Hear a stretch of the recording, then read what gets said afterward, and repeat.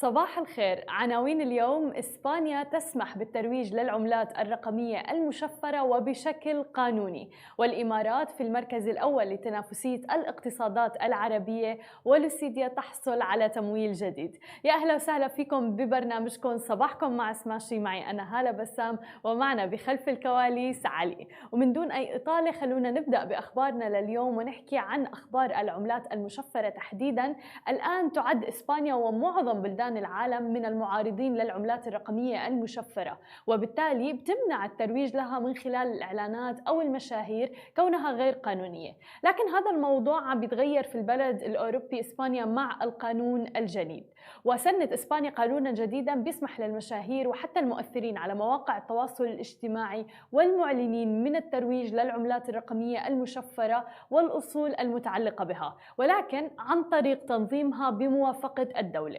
ورح تبدأ هيئة سوق الأوراق المالية تحديدا الوطنية في إسبانيا بتنفيذ القرار الجديد من الشهر المقبل، حيث سيتوجب على الراغبين بالترويج لهذه العملات لإشعار الهيئة بالأمر قبل الحملة الإعلانية ب10 أيام تقريبا. وهذا هو القانون اللي رح يسري على المشاهير مع مشتركين أو متابعين بيتخطوا 100,000 شخص على السوشيال ميديا، وبيحصلوا على مقابل الإعلانات اللي عم بيقوموا فيها. وبيجد كثيرون إنه هذا الأمر بمثابة موافقة صريحة على تداول هذه العملات الرقمية، وأيضا التشجيع عليها طبعا، مما أثار انتقادات حول هذا الأمر، كونه بيأتي كمقدمة لخطوة مقبلة بتسمح بتداول هذه العملات رسميا، كما فعلت مثل ما ذكرنا حتى يوم أمس في برنامج سماشي كريبتو، كما فعلت السلفادور من قبل أشهر. ولكن بما أنه هي الدولة الأوروبية وبتتواجد ضمن قائمة الاتحاد الأوروبي أيضا، فتداعيات خطوة مشابهة بتختلف عن قيام دولة أخرى بذلك،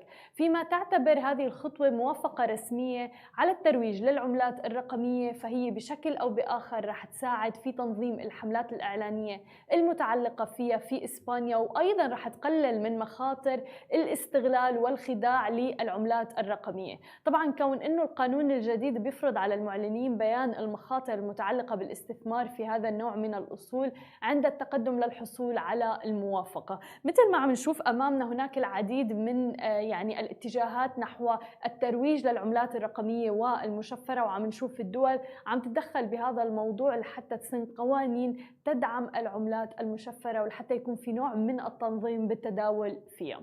أما عن ثاني خبر معنا لليوم، إذا بدنا ننتقل ونحكي عن الاقتصاد في منطقة الخليج تحديدا والمنطقة العربية، قال صندوق النقد العربي إنه دولة الإمارات العربية المتحدة حافظت على تصدرها المركز الأول على مستوى الدول العربية في المؤشر العام لتنافسية الاقتصادات العربية، مستفيدة أيضا من حصولها على المرتبة الثانية بعد سنغافورة في مجال بيئة الأعمال والبنية التحتية التنافسية، وحصولها أيضا على المركز الثاني في مؤشر المؤسسات والحوكمة الرشيدة، مشيرا إلى تحسن في المؤشرات التنافسية في 4 دول عربية حتى الآن. وأضاف في تقرير تنافسية الاقتصادات العربية أن المملكة العربية السعودية حلت في المرتبة الثانية، مستفيدة من حصولها على المركز الأول على مستوى الدول العربية في مؤشر أداء الاقتصاد الكلي. كما حصلت أيضا على المركز الأول على مستوى الدول العربية والثاني على مستوى المجموعة ككل في مؤشر القطاع الخارجي، أيضا مستفيدة من استحواذها على المركز الأول في مؤشر الاحتياطات الرسمية، والمركز الثاني في مؤشر تغطية الاحتياطات الخارجية الرسمية للواردات السلعية بالأشهر. وجاءت أيضا دولة قطر في المركز الثالث مع المؤشر العام لتنافسية الدول العربية، مستفيدة من حصولها على المركز الأول على مستوى الدول العربية، وكانت الثالثة على مستوى الدول المجموعة ككل في مؤشرات القطاع الحقيقي، بما يعزى إلى حصولها على المركز الأول في مؤشر التضخم، وأيضا حصولها على المركز الثاني على مستوى المجموعة ككل في مؤشر نصيب الفرد من الناتج المحلي الإجمالي. إضافة إلى كل هذا، حلت دولة قطر في المركز الثاني على مستوى الدول العربية والرابع على مستوى المجموعة ككل في مؤشر بيئة وجاذبية الاستثمار، نتيجة لحصولها على المركز الثالث في مؤشر البنية التحتية التنافسية. من جانب آخر أيضا أشار التقرير استنادا إلى مستويات التقدم على صعيد المؤشرات الفرعية لقطاع بيئة وجاذبية الاستثمار إلى تسجيل دولة الإمارات العربية المتحدة للمركز الأول على مستوى الدول العربية والثاني على مستوى المجموعة ككل، فيما حلت قطر أيضاً في المركز الثاني عربياً والثالث على مستوى المجموعة ككل، وحلت عمان في المركز الثالث عربياً والثامن على مستوى المجموعة ككل، كما استحوذت أيضاً السعودية على المركز الرابع على مستوى الدول العربية في نفس المؤشر. عم نشوف في دعم اقتصادي كبير وفي تطور اقتصادي كبير في منطقتنا العربية وتحديداً منطقة الخليج العربي. المملكة العربية السعودية برؤية 2030 في تركيز كبير جداً بالفترة الأخيرة على تنوع مصادر الاقتصاد واللي لعبت دور كبير في هذا التقرير. أما عن آخر خبر معنا لليوم ونحكي عن عالم الشركات الناشئة، أعلنت لوسيديا منصة تحليل البيانات وخدمة العملاء السعودية عن إغلاق جولتها الاستثمارية الثانية بقيمة بلغت 22.5 مليون ريال سعودي، يعني حوالي 6 ملايين دولار أمريكي، وكانت بقيادة صندوق رؤى للنمو ومجموعة الراشد أيضاً وعدة مستثمرين دوليين. بتوفر لوسيديا للعلامات التجارية منذ تأسيسها في عام 2016 خدمات تحليل المنشورات وأيضاً الانطباعات باللغة العربية واللهجات المحلية بالاعتماد على تقنيات الذكاء الاصطناعي وأيضاً تعلم الآلة اللي طورتها، وقد تمكنت منذ ذلك الحين بمساعدة ما يزيد عن 100 شركة في 6 أسواق تقريباً مختلفة في المنطقة. حققت الشركة نمو للعام الخامس على التوالي وفقا للبيانات التي وصلت إلينا، وبتعتبر في الوقت الحالي هي من أسرع الشركات نمواً في قطاع تقديم الخدمات كبرمجيات للأعمال، وأيضاً تضع نفسها من بين أفضل 10% عالمياً من حيث النمو، وتهدف من خلال هذه الجولة الاستثمارية الجديدة إلى دعم نموها وتطوير منتجات جديدة لعملائها. هذه كانت كل أخبارنا الصباحية لليوم، شكراً لكم لمتابعتكم. خليكم معنا مقابلة مع رائد الأعمال حامد سليمان، خليكم معنا ولا تروحوا لبعيد.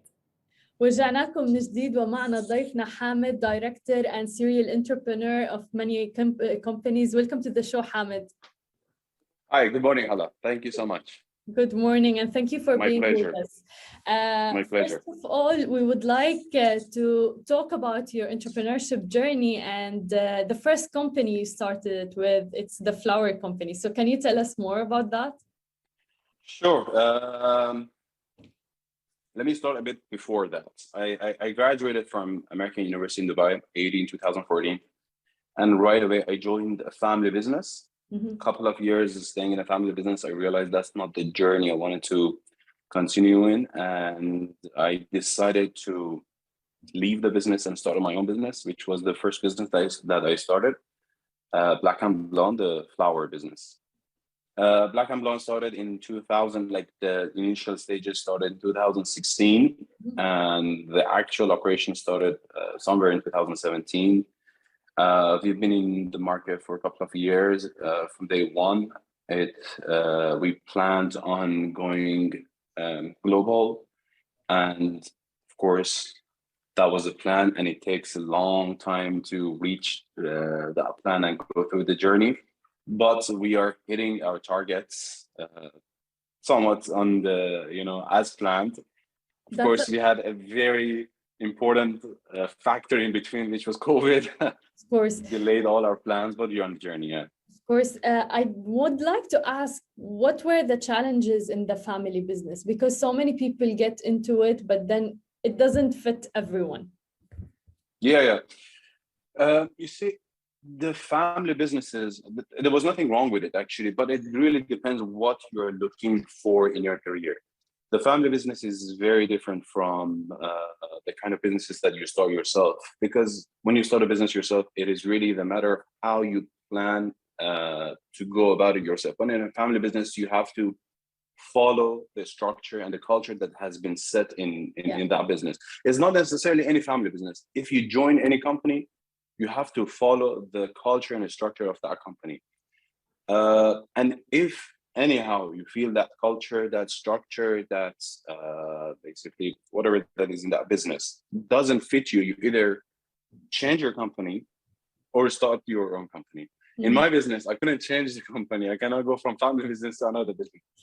So I decided to start my own company. And entrepreneurship has always been one of the main pursuits in the whole family. So everybody in the family is kind of an entrepreneur. They started their own businesses, and the culture was there. So as soon as I realized that the family business doesn't fit what I'm looking for, I decided to leave and start my own business. And let's talk about the first business, which is the flower business, Black and Blanc. Yeah.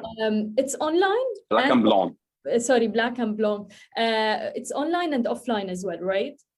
Yes, we started initially online, but over the years, not over the years, right after COVID, we realized that online is not going to be the only way, because initially not many companies were online. But after COVID, online was saturated. Yeah. Every little company, every small company was going online as well. So we decided we want to take a reverse approach and go offline and try that model of the business as well. That's why we decided to start a couple of stores in Dubai and in Abu Dhabi to see how that works. That's interesting, because most companies, as you said, like they went online and digital during COVID. Yeah, sorry, my office is quite hot. No worries.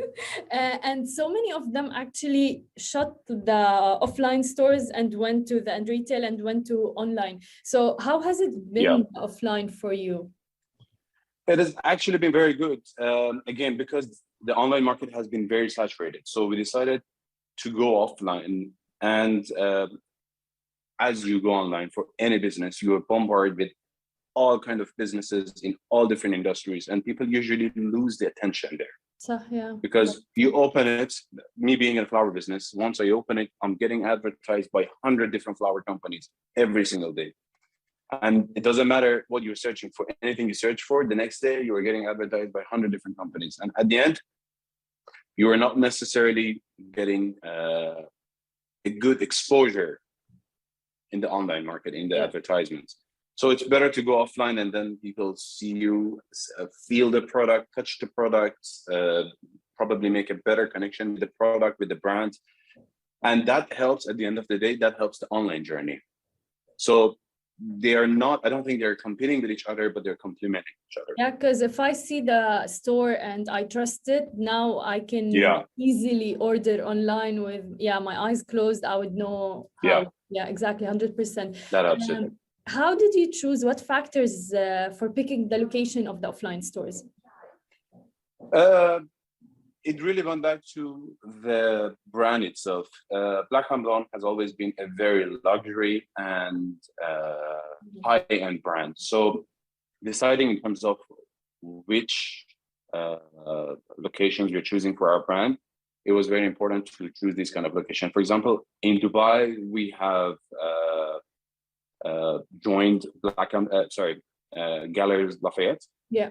And we are being represented by Galeries Lafayette in Dubai, and in Abu Dhabi, we are being represented in the fashion avenue of a Marina Mall in Abu Dhabi, which is very high end. So the location was decided and chosen this way. That's great. Also, you have so many different businesses, like even totally different from a flower business or an online business. So can you tell us more about your trading business and the other ones? Sure. The trading business is basically, again, these are different businesses, but at the end of the day, they are kind of helping each other and complementing each other. Through the flower business, we realized the need for trading and being able to trade like across the world and doing the import and export.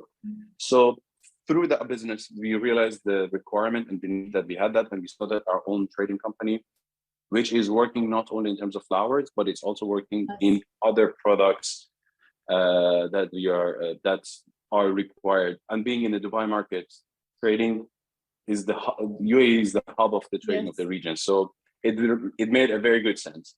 At the same time, Black and Blonde being an online business, we had a lot of requirements.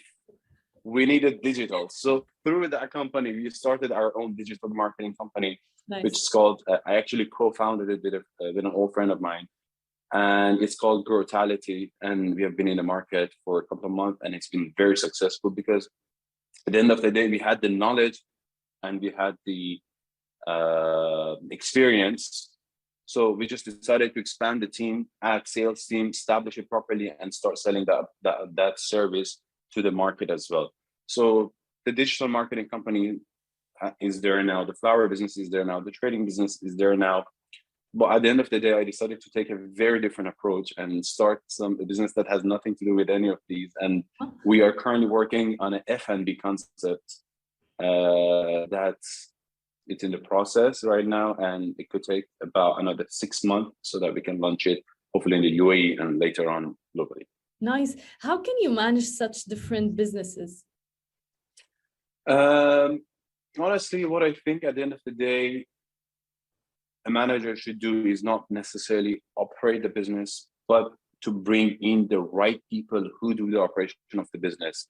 All I usually do in a day is to have basically reports from these different businesses, look at the market, and based on that, make a decision of how we have to approach the business and how we should go and proceed and go further in the business. I'm not necessarily doing anything regarding the operation of the business. So once you have the right team, once you have the right people in each of these businesses, it makes it easier for you. Otherwise, you have to jump in the business every time, make decisions for it, and operate it yourself as well. So I think team building is the most important thing in making sure that the business is running sustainably for a long time. And your first business, was it self-funded? All of them have been bootstrapped. Yeah, actually, it was self-funded, and then it helped. Like the first business started, the second one started, the third one. So it's been bootstrapped until now. That doesn't mean we're not looking for funding in the future. But of course, as of now, we have not needed that funding for any of the businesses.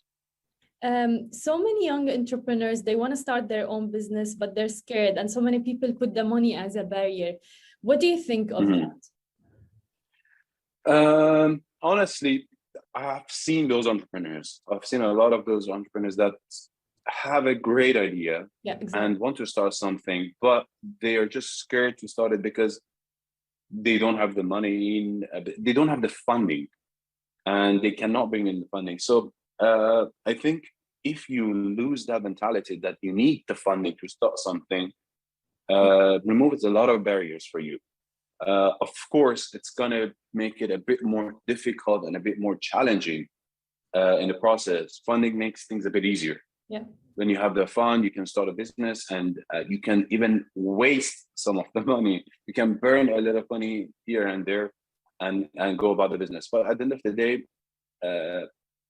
funding should not be a barrier to starting a business.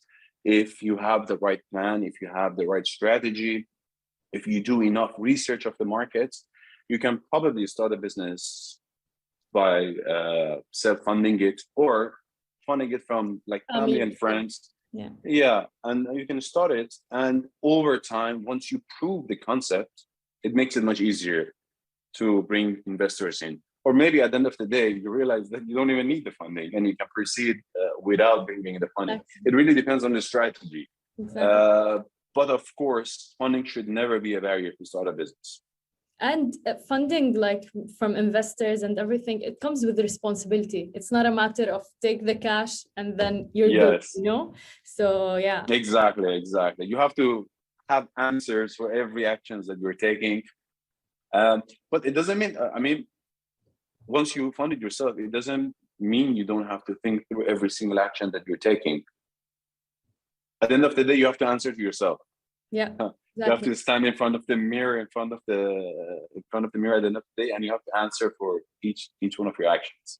There are some people that think that if you, even skills, let's say, if you have different skills or if you manage different businesses, you're not going to be focused and you're not going to be successful in all of them.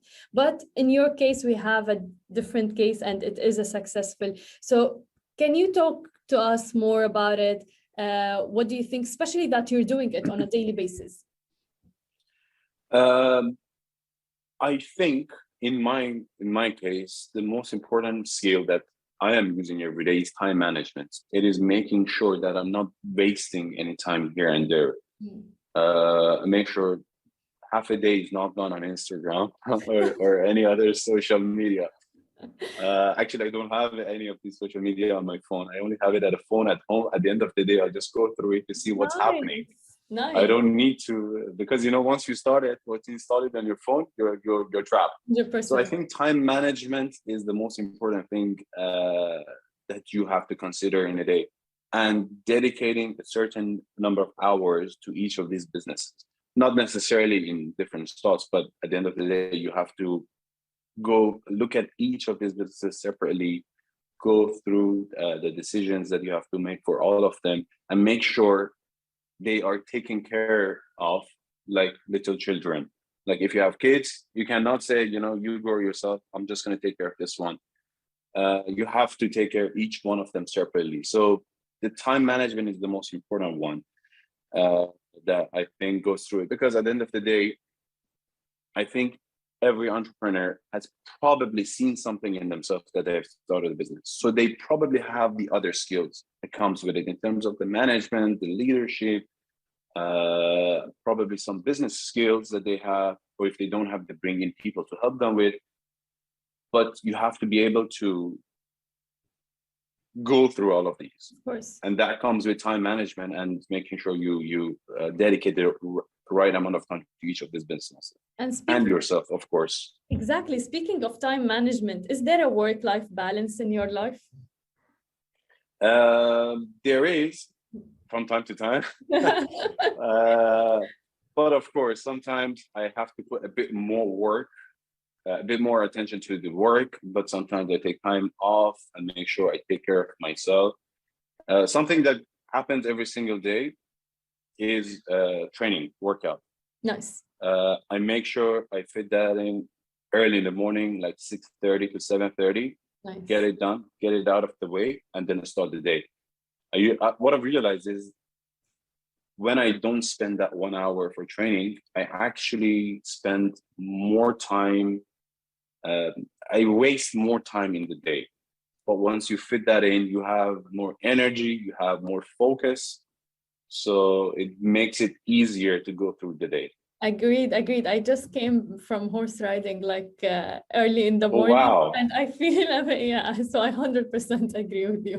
You're going to feel the energy until tomorrow. Exactly. It stays with you for 48 hours. It's great, honestly. And I think it's a great element for all entrepreneurs. And of course, like anyone for productivity as well. I think the work-life balance is something very, very important, or at least taking care of yourself, your body, because it fuels you. And the burnout, it's a huge issue. So many employees and so many entrepreneurs face. Have you ever faced a burnout? I have, of course, yes. Especially once I started my business, I didn't really know what burnout is at that time. Yeah. And I used to put 13, 14 hours a day, just work, go home, sleep, come back, work, go home, sleep, come back, work. And once I realized I just hate everything. Exactly. I hated my work, I hated my life. I just didn't want to do anything. That's where I realized what's the meaning of burnout. And that's where I decided to, reduce that number of work hours and take care of myself. I think it's very important for everyone to take care of themselves in terms of their body, their mind, and their spirit. 100%. I agree. What are the future plans for you as a serial entrepreneur, having so many businesses? You want to expand geographically, as we said, right? Of course. For Black and Blonde right now, we are working on opening our London office. Mm-hmm. So our next step for Black and Blonde is stepping into Europe. London and Paris are the two cities that we are looking at after Brexit. Before it would have been easier, but now we have to separate them. So London is the next one, and then after that, hopefully we're looking at Paris, and also GCC market has always been the main target for us. For the other business, for the digital marketing business, of course, again, we have currently 3 different offices in 3 different countries. And what we are looking for to expand and sell our services in first Europe and then North America. These are the future plans for the existing company. Other than that, there are some other unrelated businesses that we are looking at to launch in the next 5 years. Nice. That have nothing to do again with the current businesses. But of course, you have to add them to the potential is there to add them to our business lineup. Yeah, that's amazing. And I love how the current businesses are connected as well to each other. So that's really great. Best of luck. And thank you so much, Hamid, for being with us. Thank you, Hala. It was my pleasure. Thank you. شكرا لكل الناس اللي تابعتنا. أنا بشوفكم بكرة بنفس الموعد. نهاركم سعيد جميعا.